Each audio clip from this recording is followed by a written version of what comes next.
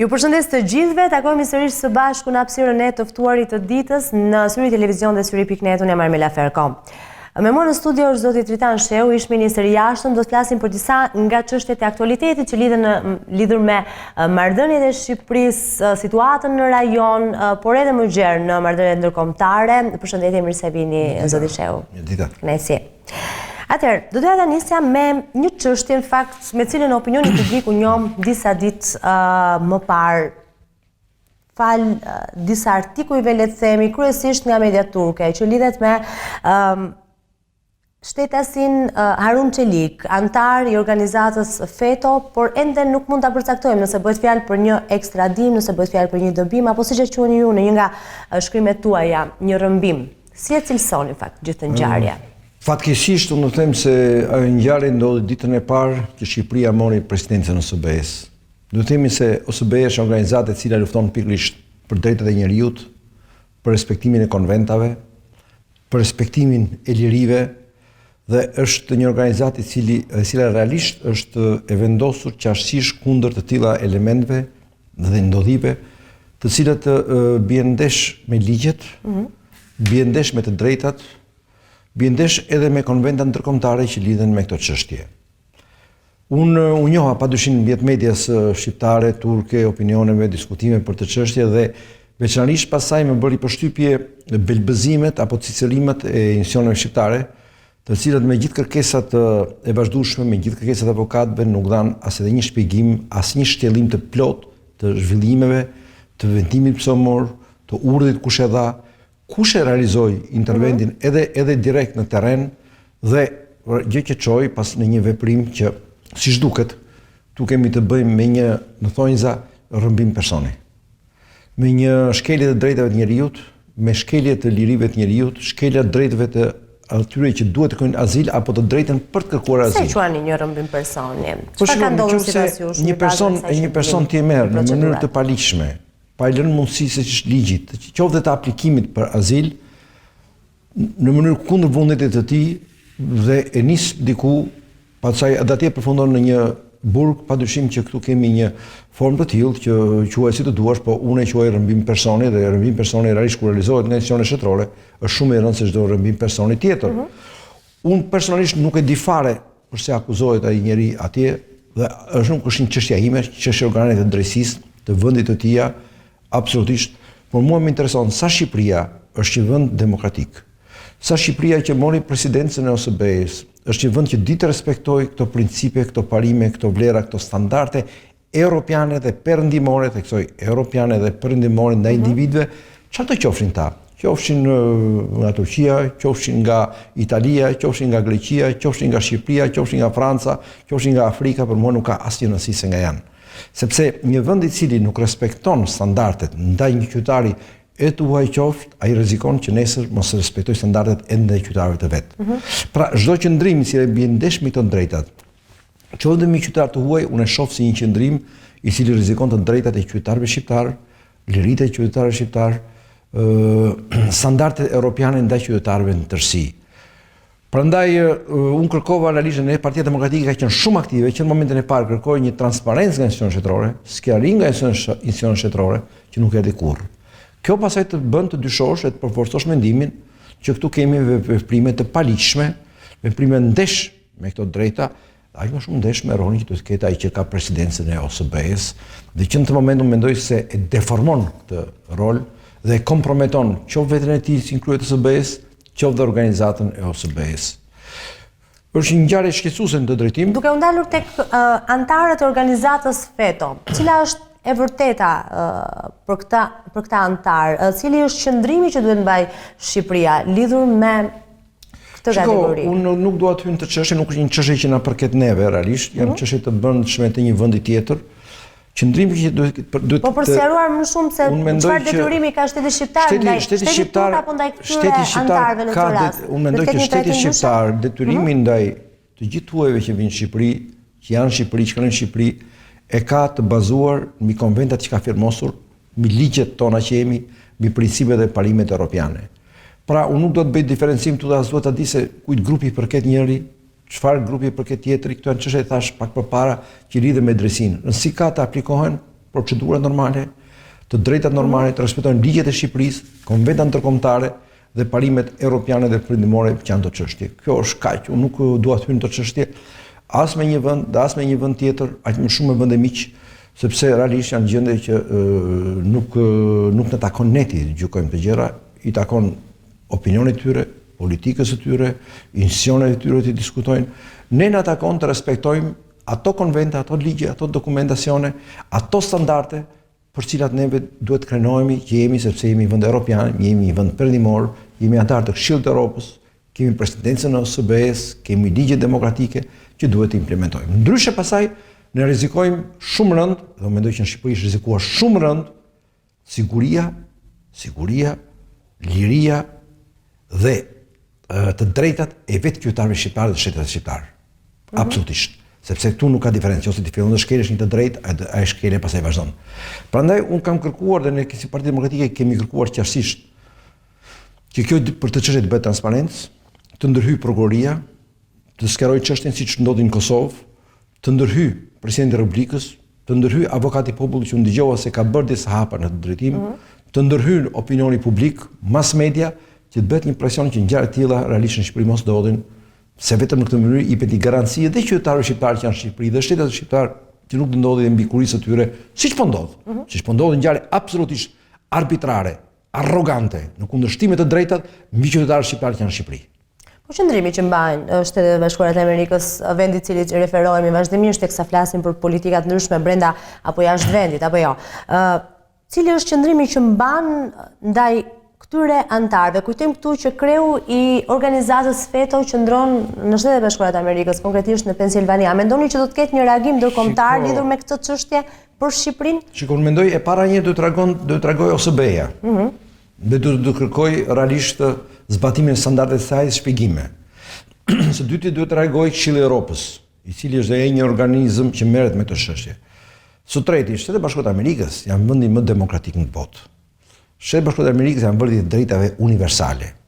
Shtetet e Bashkuara të Amerikës janë vendi ku respektohen të drejtat e njerëzit individuale, të drejtat e emigrantit, të drejtat e azilantit që me radhë. Pra, në Shtetet e Bashkuara të Amerikës i respekton të drejta. Fatkeqësisht neve nuk i respektojmë të drejtat, siç nuk respektojmë të drejtat e qytetarëve në shtetet shqiptarë që jetojnë në Shqipëri. Duke i nëpërkëmbur, duke i mbajtur në presion, duke dëmtuar, goditur mediat, duke krijuar pra një atmosferë autokratike dhe pothuajse diktatoriale në vendin tonë. Ky është problemi. Shtetet e Bashkuara të Amerikës absolutisht unë mendoj që janë një shembull i respektimit të drejtave universale. A është një tregues kjo për qëndrimin që mban tashmë shteti shqiptar edhe ndaj politikës së jashtme? A është pikërisht ky rast një tjetër tregues? Ju tash ju futut në një nuancë tjetër. Jo, jam dakord. Kjo është një sinjal absolutisht që politika e jashtme shqiptare, kjo rilindje, ky kryeministër ka një politikë vasaliteti ndaj vendeve të tjera. Pik. Kur ti nuk respekton këto drejta dhe i bën këto sepse thua që i detyruar, tregon që ka një vasalitet. Dhe kjo është gjë më e keqe. Kur politika e një shteti është një vasalitet, ka një vasalitet ndaj tjerët. Ashtu siç tregoi vasalitet ai memoriali që vendos atje, ashtu si treguan vasalitet votimet tona në OKB-t e Konferencës Islamike për ato rezolutat propozuara nga Turqia dhe Jemeni ku godit rënd Shtetet e Bashkuara të Amerikës, ashtu si tregon vasalitet kur ti ndryshon ministrat dhe heq ministrat sepse të thotë dikush tjetër jashtë Shqipërisë ti heqësh, tregon që ti nuk je një shtet i pavarur, nuk je një shtet i lirë, je një shtet vasal i dikujt. Aq më tepër pasaj, ashtu si ti fillon të tregosh vasalitet ndaj tjerëve, ndaj Vučićit, që do të krijojë Serbinë e Madhe, që do të krijojë Jugosllavinë e Re, dhe që do të t'i futi stikën pas shpinën e Kosovës dhe ta izolojë atë, pastaj tregon që këtu është diçka shumë e madhe në kundërshtim me interesat kombëtare, në kundërshtim me interesat e shqiptarëve kudo ku janë, të Shqipërisë, të rajonit dhe veçanërisht pasaj të procesit tonë të integrimit evropian. Në djenin tuaj ose në informacionet konfidenciale që ju apo Partia Demokratike disponon, a ka një marrëveshje ndoshta edhe të fshehtë me shtetin shqiptar dhe shtetin turk për raste të tilla, raste si ai Harun Çelik? Unë nuk e di një gjë të tillë dhe s'mund të them një gjë të tillë. Paktën në Parlamentin shqiptar nuk kanë kaluar dokumenta të tilla, dhe unë marrëveshje konsideroj vetëm ato që janë të shkruara, që janë në Parlamentin shqiptar, që votohen, që bëhen me transparencë. Shqipëria ka detyrime të cilat i lindin nga konventat që ka firmosur, nga tarësia në Këshillin e Evropës, nga tarësia në OSBE, nga ligjet e saj. Unë nuk di të ketë një marrëveshje të tillë specifike me vende të tjera, me çdo vend tjetër, jo vetëm me Turqinë, të ketë të tilla marrëveshje. Më shumë unë mendoj se janë element vasaliteti, të cilat nuk kanë nevojë për marrëveshje shkruara, po kanë nevojë për zbatim, po janë zbatime urdhrash të marra si vasal që e i njërit apo tjetrit. Ashtu siç është vasal sot i Vučićit në gjithë procesin që po bën në Ballkan, edhe në këtë situatë kaq të ngatruar që ka krijuar në Ballkan.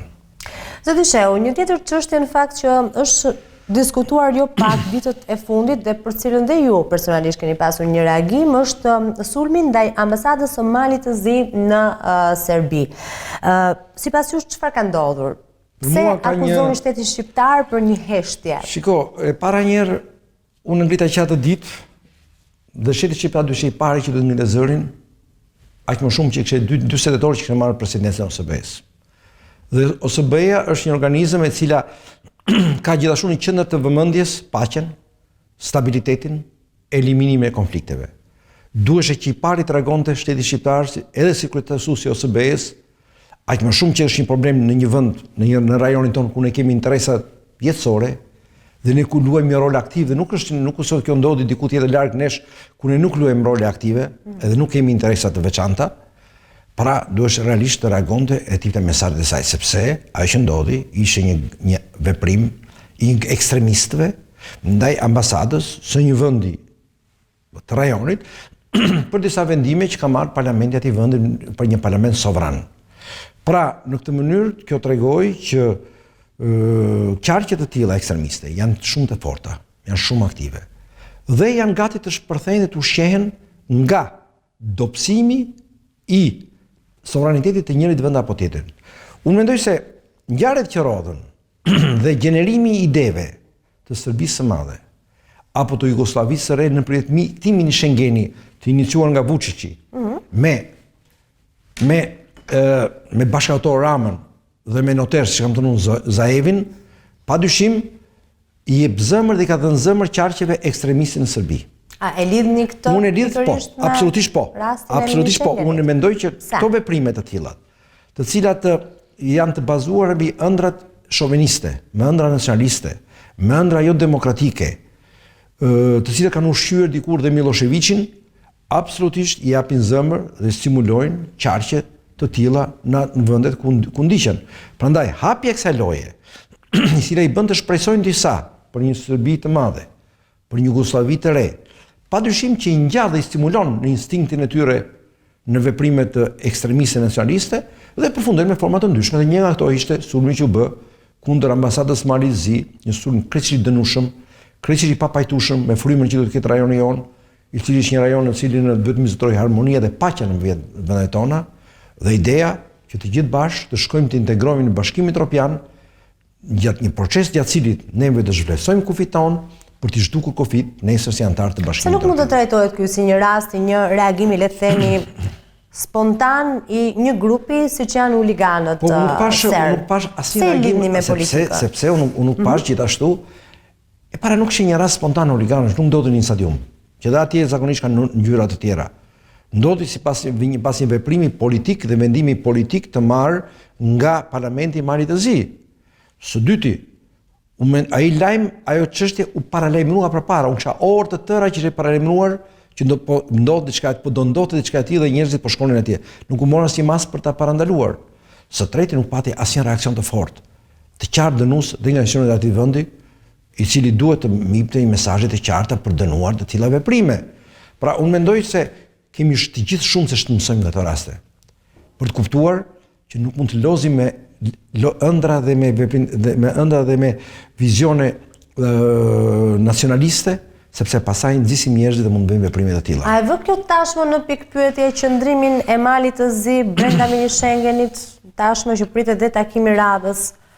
Jo, kjo është një pyetje që duhet i përgjigjet vetëm Mali i Zi, i cila nga sa di unë është përgjigjur, sepse në pjesëmarrjen këtu të presidentit Malit të Zi ishte një pjesëmarrje edhe pjesëmarrje dhe mos pjesëmarrje, timi realist, ambigue, pa një mandat të qeverisë, se funksioninë e qeverisë që vendosin të raste. Mbas deklaratave negative të antarëve të qeverisë. Ishte si një qëndrim mbi gjëmba të presidentit Malit të Zi. Unë shpresoj që këto ngjarje të kenë qartësuar idetë edhe në Maltëzi dhe për të kuptuar se ky Schengen shtyn drejt ringjalljes së nacionalizmave, drejt ringjalljes së atyre proceseve të cilat kërkojnë të largojnë rajonin tonë nga Bashkimi Evropian, ta lidhin me lindjen edhe nëpërmjet traktatit që ka firmuar Serbia me Eurasian Union, i cili padyshim kërkon të shtyjë të tërheqë jo vetëm Serbinë, por edhe rajonin tonë drejt lindjes. Pra, unë mendoj dhe gjykoj që janë të gjitha konveniencat dhe logjika të çon tek ajo që Malizi nuk duhet të definitivisht të ndahet nga kjo qerre, e cila është e gabuar, është në momentin e gabuar, është ndërtuar mbi panime të gabuara dhe gjithashtu kërkon të godasi dhe të minimizoj rolin e vendeve tjera të rajonit, si është kryesisht Kosova. Pra këtu jemi në këtë prizmë jemi. Sidoqoftë, në janar është planifikuar një takim tjetër për këtë mini Schengen në Beograd. Unë shpresoj që edhe kryeministri jonë mos bëj atë gabim fatal të shkojë prapë atje. E prisni vërtet që kjo gjë të ndodh? E prisë, unë kam dyshimet e mia, por unë mendoj që në mënyrë absolute nuk do shkojë atje. Çfarë përfiton qeveria shqiptare nga ky mini Schengen? Çfarë përfiton Serbia tashmë sën dhe stërthën, sigurisht do të ketë shumë detaje tjera për të. Ju e hapët hapësirën e diskutimit dhe unë do të hap hapësirën e përgjigjeve. Konceptet të tilla për të tilla organizma, jo të quajtur mini Schengen, po në atë periudhë që quheshin në formë Beneluxi, të ballkanik, ka vite shumë që kanë qarkulluar në rajonin tonë. Unë kam qenë dhe ministri i jashtëm në disa periudha të tilla. Kanë ardhur mendime nga vende europiane realisht që të krijojmë një zonë me Ballkanin Perëndimor të veçantë afër Bashkimit Evropian, po jo të ndarësuar plotësisht në Bashkimin Evropian. Këto mendime kanë ardhur nga ide euroskeptike për integrimin e rajonit tonë në Bashkimin Evropian. Pra, ta mbajmë afër, por jo brenda. Unë mendoj se këto ide bien ndesh me interesat tona. Janë po të njëjtat ide që kanë ardhur nga po të njëjtat? Jo, janë me disa drejtime këto ide. Unë mendoj se këto ide bien ndesh me drejtimet me interesat tona. Interesat tona janë të jemi antar të plotë të Bashkimit Evropian, ne nuk kemi rrugë tjetër. Nëse nuk bëhemi antar të plotë të Bashkimit Evropian, ne rrezikohemi të përfundojmë diku në lindje prap. Pra, kjo është një ide kryesisht në kundërshtim me interesat tona dhe gjenerimi i kësaj ideje tashmë nga shqipfolës dhe nga banorët e rajonit, unë jam i bindur që nxit të tilla ide edhe në Bashkimin Evropian. Pra bien ndesh me konceptin tonë të integrimit. Së dyti, unë mendoj se kjo ide sot lidhet e cila e ka bazën propozuese dhe gjeneruese nga Vučići, ka deklaruar dhe Vučići. Vërtet. Bazohet në dy koncepte. Në konceptin e Jugosllavisë së re të krijuar, dhe po ta shikosh të ide të lidhur pasaj me idenë tjetër të shkëmbimit territorëve Kosovë Serbi, lidhet me Kosovë, me idenë e Serbisë së Madhe, pra një Jugosllavi e re, me një Serbi të fortë brenda, dhe po ta shikosh pasaj të lidhur me hapin konkret që u bë lëren jashtë Kosovës, me lëren e jetë Kosovës apo zhvlerësimin e konceptit shtet të Kosovës. Pra, një ide cila bie ndesh direkt tashmë, jo vetëm me interesat e rajonit dhe të popullit të rajonit për integrimin evropian, por dhe me interesat tona si shqiptar. Atëherë çfarë përfiton qeveria shqiptare? Ribëj pyetjen. Viun atë, mos mërzit.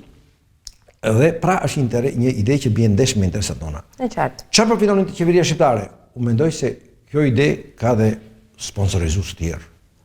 Ka sponsorizues të vendeve jashtë Bashkimit Evropian, të cilat të kërkojnë të mbajnë rajonin ton jashtë Bashkimit Evropian për interesat e tyre. Për interesat e tyre sepse nëse rajoni jon futet në BE, padyshim interesat e disa vendeve lindore që janë jashtë BE-s zbehen në rajonin ton. Çfarë përfiton qeveria jon? Qeveria jon nuk përfiton asgjë. Përfitojnë individ të cilët realisht i veprojnë në bazë të vasaliteteve që kanë, në bazë të detyrimeve që kanë, në bazë të koncepteve të vjetra, duke rikrijuar përsëri një epokë si sa të pash Toptani dikur. Para realisht u mendoj se këto veprime vjen ndesh me interesat tona. Dhe fatkeqësia e madhe ku është? Është që alternativa të tilla, propozime të tilla, ide të tilla ndesh me interesat shqiptare artikulohen në shqip nga shqipfolës. Kjo padyshim do të krijon një konfuzion të plot edhe midis partnerëve tanë më të mirë. Edhe ata fillojnë të gjykojnë dhe mendojnë ç'po ndodh kështu. Dhe prandaj krijojnë një hapësirë konfuzionale. Në vend që ne të jemi të qartë, që ky është rajoni jon, ky është vendi jon, kjo është e ardhmja jon, ne këtu duhet të jemi të qartë interesat tona. Duhet t'i mbrojmë interesat tona. Duhet themi qartë çfarë duam ne. Dhe duhet të gdim të bindim dhe partnerët tanë kur dhe ata influencohen nga interesa të cilat nuk janë në përputhje me interesat tona kombëtare dhe interesat tona të integrimit evropian. Ka një përkeqësi në marrëdhënies mes Shqipërisë dhe Kosovës, qartë azi. Jo, nuk ka asnjë përkeqësim në kuadrin e klimit në Schengen. Nuk ka asnjë përkeqësim në marrëdhënien Shqipëri-Kosovë. Shqipëri-Kosovë. Klimës, ja t'ju them, marrëdhëniet Shqipëri-Kosovë janë të mrekullueshme. Absolutisht. Tonin aspektin e marrëdhëniet midis popujve janë të mrekullueshme. Ka një zhvillësim total. Ka që një zhvillësim total të Ramës, të rilindjes në Kosovë. Sepse realisht kur ti kërkon të minosh Kosovën, të zbehesh Kosovën, të bësh lojën e Serbisë për Kosovën, kundër Kosovës, patyshim zhvlerësohet e del kryesisht jashtë funksioneve. Por nuk është se ka dobësim marrëdhënie Shqipëri-Kosovë, jo, janë shumë të forta, janë solide, kanë qenë kështu gjithmonë, do jenë kështu gjithmonë edhe më të forta në të ardhmen, duke shkuar ne bashkë në rrugën e integrimit evropian, në rrugën e Kosovës drejt NATO-s dhe duke ecur së bashku. Pra, zhvlerësimi është në një pikë tjetër. Fatmirësisht, unë mendoj që Partia Demokratike ka mbajtur një pozicion shumë të qartë, shumë racional, dhe gjë e cila shërben jo thjesht për rolin dhe për autoritetin e Partisë Demokratike midis Kosovës, por shërben për të mbajtur gjallë në institucionale lidhjet e forta Shqipëri-Kosovë dhe për të forcuar ato. Si e shihni një afrim të Kosovës në fakt në marrëveshje të tilla të partneritetit rajonal, jo domosdoshmërisht të llojit mini Schengen? Shiko, në partneritetin rajonal ekse marrëveshje. Domethënë, po të shikosh, është CEFTA për shembull. Është janë marrëveshje të cilat ose janë organizma, mekanizma të cilat drejtohen nga Bashkimi Evropian. Kontrollohen nga Bashkimi Evropian dhe kërkojnë që çdo vend nga ne të plotësojë standardet e Bashkimit Evropian duke bashkëpunuar midis nesh. Ndërsa mini Schengeni ballkanik në thonjë se gjithmonë e që është i fjalë kot njërë, kërkon të krijojë një hapësirë sui generis, me rregulla sui generis, e cila realisht nuk është e pajtueshme totalisht dhe gjithmonë dhe vazhdimisht me standardet e Bashkimit Evropian.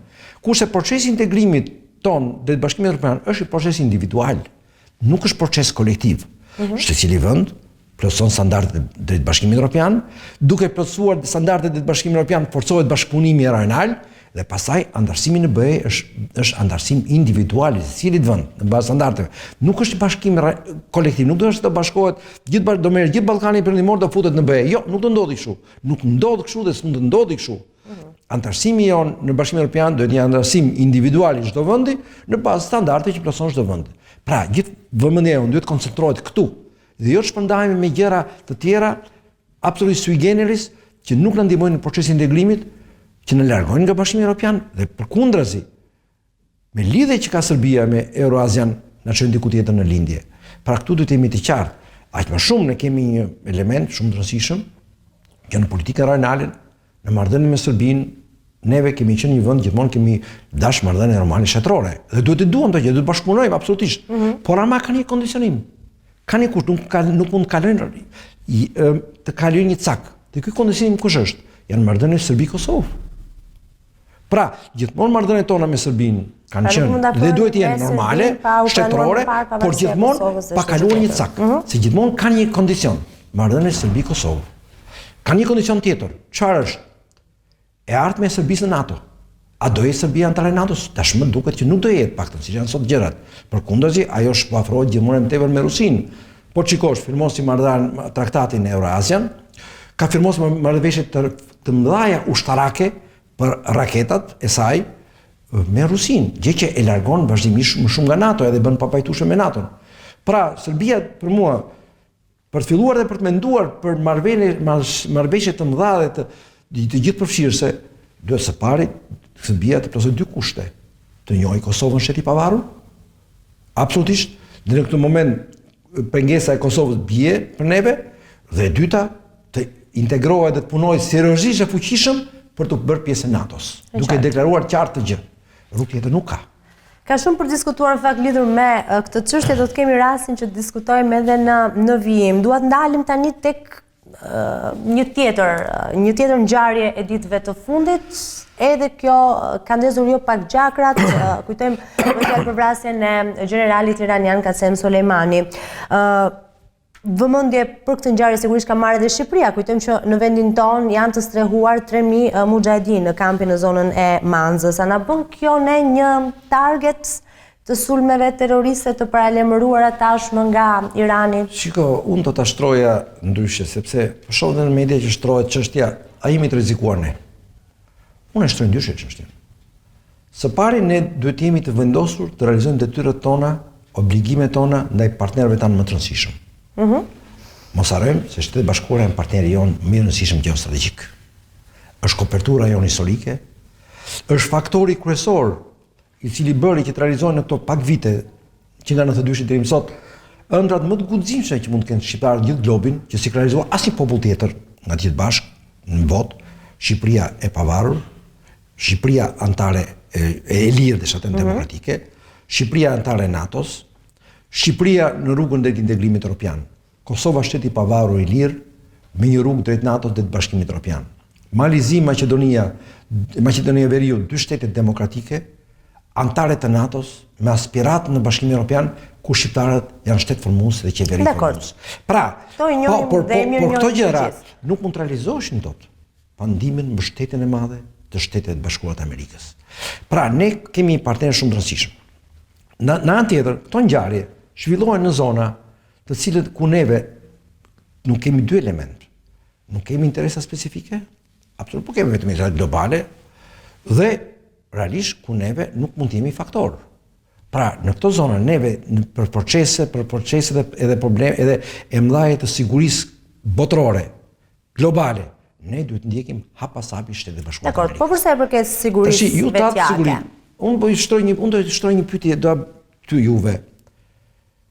Kur Shtetet Bashkuara të Amerikës sulmuan, goditën nga ajri dhe nga toka Miloševićin, a pati rrezikshmëri për ushtarët amerikan?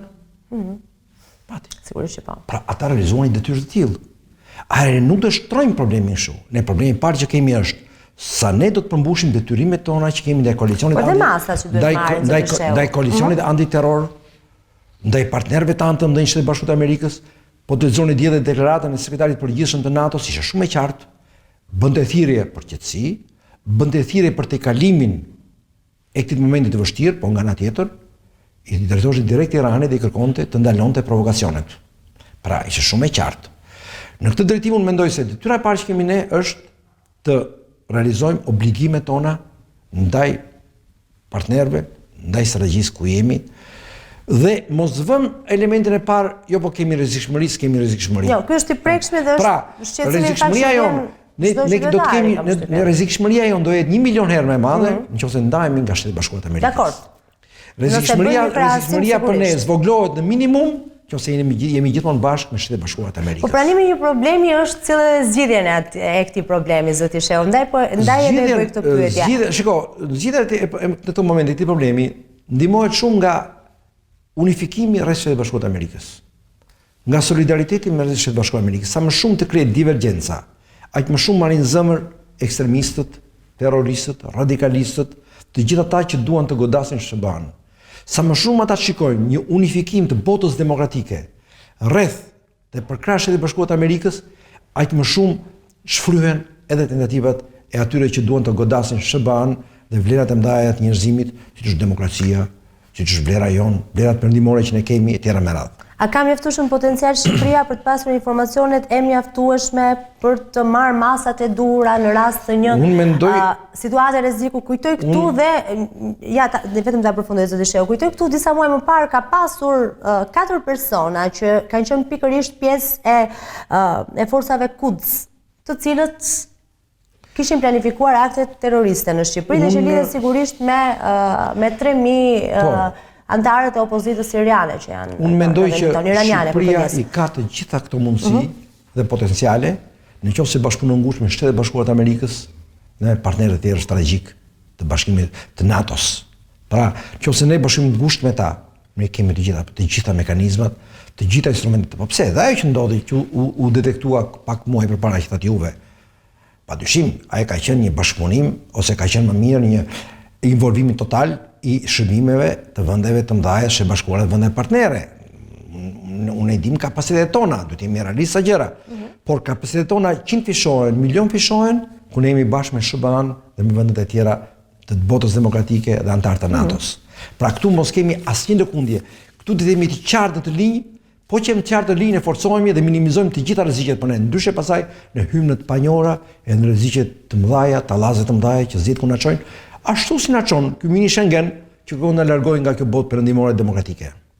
E qartë, do të ndroj kryesisht temë të diskutimit në vijim në pikën e fundit që do të diskutojmë së bashku si një përfaqësues i Partisë Demokratike, dua të ndalem tek aksioni opozitar për vitin 2020 nga Partia Demokratike. Po i bëj pyetjen shumë të drejtë për drejtë. A ka ishur dorë Partia Demokratike nga zgjedhjet e parakohshme? Së pari, unë edhe këto që i tash pak përpara e tash si përfaqësues i Partisë Demokratike. Sigurisht. Jemi realistë. Por së dyti, po e specifikojmë dhe po e ngushtojmë. Kjo është politika jone e PD-s. Është një politikë pro-amerikane, pro-perëndimore, absolutisht për të eliminuar çdo shkatrim të dinjitetit shqiptar e tjera me radhë. Kjo është. Pra, ndërsa në lidhje me atë që u thatë, unë them që protestat janë një pjesë e pandarë e luftës opozitare në Shqipëri. Fatkeqësisht gjendja në Shqipëri po ecën keq e mos më keq. Unë e kam thënë edhe prej kohësh që në Shqipëri po zhvillohet një grup shteti i cili po thellohet duke vendosur çdo ditë më tepër autokracinë dhe duke quar këtë autokraci drejt despotizmit. Ligji i fundit që u miratua për mediat ishte një ligj absolutisht i tipit të despotëve lindor. Nuk s'ka as lidhje me demokracitë perëndimore. Veprimet e fundit që ndodhen me qytetarë të huaj janë një provë gjenerale që ato veprime ndodhin me qytetarë shqiptarë siç po ndodhin. Dhe një rrezik edhe për qytetarët shqiptarë. Në një bethire qytetarët shqiptarë ta kuptojnë të gjë. Arroganca e këtij pushteti, keqtrajtimi i njerëzve, shkatrimi i shtëpive, tallje me njerëzit, ofendimi me njerëzit, varfëria e thellë që ka plagosur Shqipërinë dhe dëshira dhe shtyrja e madhe për që popullsia shqiptare të lërë Shqipërinë dhe të iki, janë padyshim karakteristika të vendeve të autokracive edhe despotizmave. Si mund t'i përgjigjesh një grup shteti? Unë mendoj se një grup shteti ka vetëm një përgjigje. Lëvizje e madhe popullore për ta frenuar. Po diskutohet kjo? Grushi i shtetit nuk ndalohet me lutje, nuk ndalohet me artikuj, nuk ndalohet me Facebook. Grushi i shtetit ndalohet duke i kundërvërë atij një lëvizje të madhe popullore. Ne kemi vende plot ku grushi i shtetit janë përballuar me lëvizje të madhe popullore. Pra, unë mendoj se kjo është baza dhe kolona e strategjisë opozitës të Partisë Demokratike, e cila po e shpalos dhe shpalosi dhe absolutisht jam i bindur se shumë shpejt kryetari i partisë zoti Basha do të shpalosi strategjinë e shpejtë dhe aktive për këtë periudhë që na pret për të çuar padyshim vendin drejt zgjidhjes finale të problemit. Dhe zgjidhja finale e problemit është vetëm një: vota lire e qytetarëve. Vota lire e qytetarëve për pushtetin lokal, sepse Shqipëri s'ka pushtet lokal, kemi pushtet sovjetësh. Për parlamentin, se Shqipëri nuk ka parlament pluralist, Shqipëri ka një parlament absolutisht monist, me 122 veta antikushtetuese me 42 pupac brenda tij, për të çuar vendin pasaj në zgjidhje politike në bazë të vullnetit të njerëzve. Pra, opozita ka dhe do ketë gjithmonë një nga pika strategjike lëvizjen e madhe popullore. Lëvizja popullore shprehet me protesta, shprehet me lëvizje, por në fundit shprehet me një resens të zgjatur, aktive dhe të fortë. A mund të bëhet kjo pa përfunduar më parë reforma zgjedhore? Mund të ketë zgjedhje të parakohshme më para kësaj? Shiko, personalisht unë nuk e shoh reformën zgjedhore një problem. Për mua nuk është shkak i problemit që ka ndodhur në votimet në Shqipëri, nuk është shkak i shitblerjes votave, nuk është shkak i farsës së 30 qershorit, problemet që lidhen me ligjin zgjedhor. Ligji zgjedhor mund të ketë nevojë për përmirësime, absolutisht, gjithmonë do ketë nevojë për përmirësime. Mbas çdo procesi zgjedhor mund dalin disa probleme për ta përmirësuar, por nuk është ai që deformoi rezultatin e votimit, që deformon votimin, nuk është ai që bëri 30 qershorin. Absolutisht, është vullneti politik që bëri ato gjëra. Pra, unë nuk kam asnjë kundërshtim për përmirësimet që duhen bërë në ligjin zgjedhor, ato mund të bëhen, s'ka asgjë të keqe, por mos mendojmë se po bën ato si një deus ex machina u zgjidhen problemet në Shqipëri. Jo. Problemet në Shqipëri zgjidhen vetëm duke u kundërvënë autokracisë, ditë grushi shteti që po zhvillohet dhe duke çuar Shqipërinë në zgjedhje të lira të ndershme. Dhe kjo unë e përsëris prapë, e përsëris qartësisht dhe fortë, kërkon një lëvizje të madhe popullore, aktive, recente të zgjatur. E qartë. Dhe shëu kënaqësi që kisha në studio. Faleminderit. Faleminderit juve. Shikues të nderuar, ju falenderoj edhe juve për vëmendjen. Miru ta kopshëm.